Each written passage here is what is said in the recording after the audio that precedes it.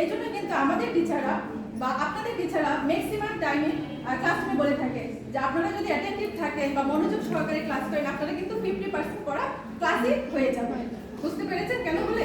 এই জন্যই কিন্তু লেকচার মেথডটা এত গুরুত্বপূর্ণ। আচ্ছা, আমি আমার পরবর্তী স্লাইডে চলে যাই।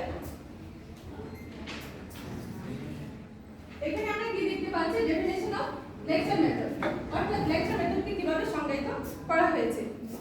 The lecture method of teaching is a traditional teaching strategy that involves a teacher presenting information to a large group of students in a lecture style format. The teacher typically stands at the front of the classroom and speaks for an extended period of time while students take notes and listen. অর্থাৎ এই lecture method হচ্ছে একটি teaching method অথবা teaching এর একটা কৌশল বা strategy, যেখানে একজন টিচার ইনভলভ থাকবে এবং সে লার্জ গ্রুপ অফ স্টুডেন্টসের সামনে কিছু ইনফরমেশন প্রেজেন্ট করে থাকবে এবং স্টুডেন্টসের কাজ হচ্ছে সেটা শুনবে এবং ইম্পর্টেন্ট তথ্যগুলো নোট ডাউন করবে। ঠিক আছে? আর ম্যাক্সিমাম টাইমে teacher in front of the ক্লাসরুমের সামনে থাকবে। আমি আরেকটা ডেফিনেশন এখানে প্রেজেন্ট করেছি, সেটা আপনারা দেখে নেবেন। ঠিক আছে? জি ম্যাম। দেন আসলে আমরা পরবর্তী স্লাইডে যাই। পরবর্তী স্লাইডে কি আছে? The technique to deliver a lecture. যে কোনো কঠিন কাজ সেটা যত কমপ্লেক্সই হোক না কেন, আমরা যদি সেই কাজটাকে সহজভাবে বা কিছু কৌশলের সাথে আমরা উপস্থাপন করতে পারি, কাজটা কিন্তু সহজ হয়ে যায়। সো এই টিচিং কিন্তু খুব বেশি সহজ একটা কাজ, খুবই একটা ডিফিকাল্ট কাজ। সেই কাজটা যদি আমরা কৌশলের সাথে হ্যান্ডেল করি, সেক্ষেত্রে কাজটা কিন্তু ইজি হয়ে যায়।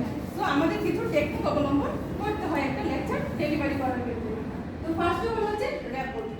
আচ্ছা, আপনারা কি র্যাপোর্ট কি জানেন কেউ বা বলতে পারবেন হোয়াট ইজ র্যাপোর্ট? আচ্ছা ঠিক আছে, আমি বলে দিচ্ছি। র্যাপোর্ট হচ্ছে রিলেশন বিল্ড আপ করা, মানে হচ্ছে সম্পর্ক তৈরি করা তাদের মধ্যে, টিচার এবং স্টুডেন্টসের মধ্যে বা টিচার লার্নারদের মধ্যে একটা সম্পর্ক তৈরি করা। সম্পর্ক কিভাবে তৈরি করা যায়? তো এই যেমন আমি আজকে ক্লাসে প্রথমে আসলাম, আপনাদের পরিচয় নিলাম, আমি আমার পরিচয় দিলাম, এভাবে পরিচিত হওয়া যায়। বা হচ্ছে প্রিভিয়াস কোনো লেকচার সম্পর্কে যদি আমি বিশদে একটু আলোচনা করি বা হচ্ছে আপনাদের পূর্ববর্তী ক্লাসে কি আলোচনা হয়েছিল সেটা যদি জিজ্ঞাসা করি, সেভাবেই কিন্তু আমরা একটা রেপোর্ট বিল্ড আপ করতে পারি। ঠিক আছে? দেন হচ্ছে ভয়েস, খুবই ইম্পর্টেন্ট একটা জিনিস, টেকনিক। ভয়েসটা অবশ্যই ক্লিয়ার এবং ন্যাচারাল হতে হবে। আমার যে ন্যাচারাল টোন আছে বা ভয়েস আছে সেটাই কিন্তু আমার রিপ্লাই করতে হবে এবং ক্লিয়ার থাকতে হবে যেন সবাই সেটা বুঝতে পারে। দেন হচ্ছে গেস্টার এন্ড পোস্টার।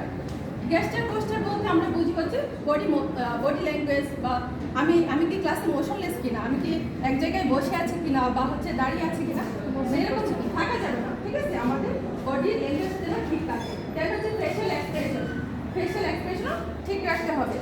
তারপর আমরা দেখতে